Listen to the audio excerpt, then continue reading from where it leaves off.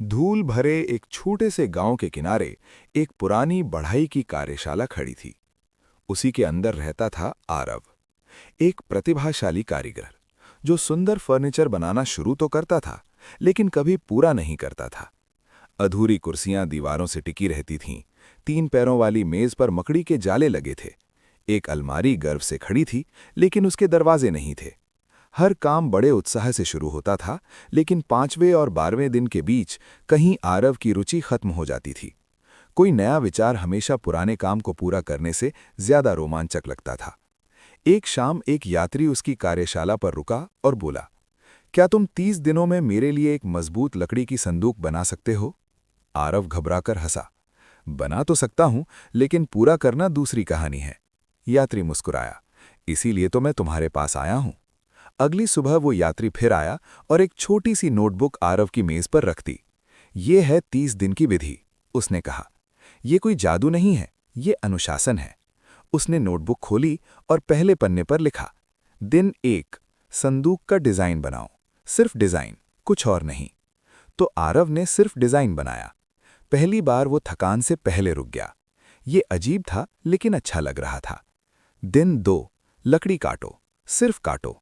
दिन 3, आधार बनाओ। दिन 4, किनारे बनाओ। हर दिन सिर्फ एक छोटा काम था। पूरे संदूक को पूरा करने का दबाव नहीं था, बस आज का हिस्सा।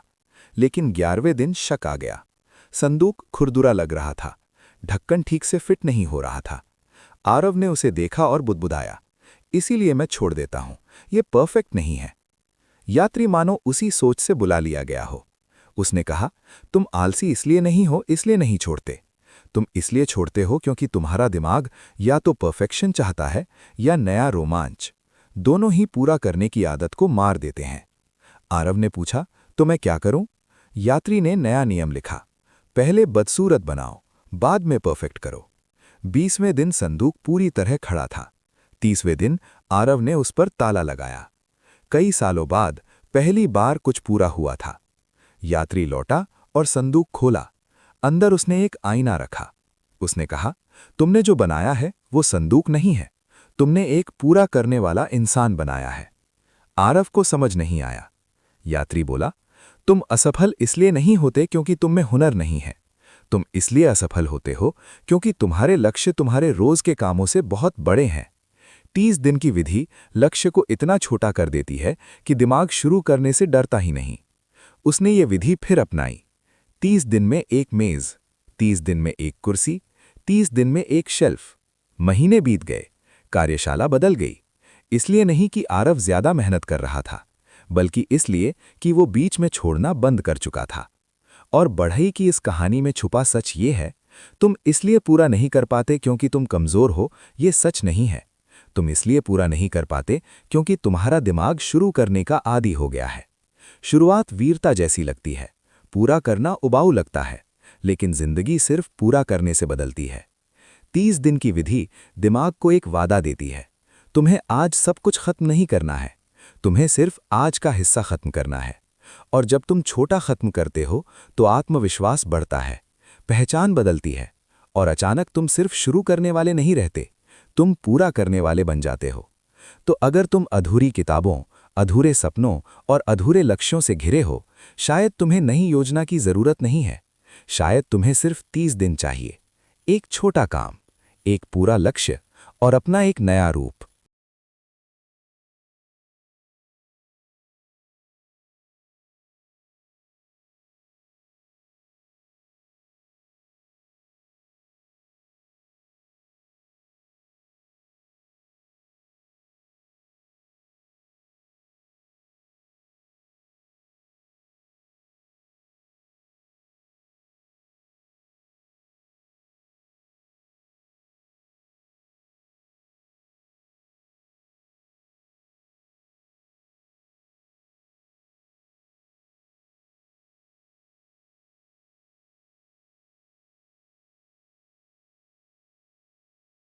The 30-day method works because it gives your brain one promise. You don't need to finish everything today.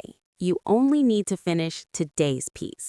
And when you finish small, your confidence grows, your identity changes, and suddenly You're no longer someone who starts things. You become someone who finishes. So if you've been surrounded by half-written books, half-built dreams, and half-lived goals, maybe you don't need a new plan. Maybe you just need 30 days.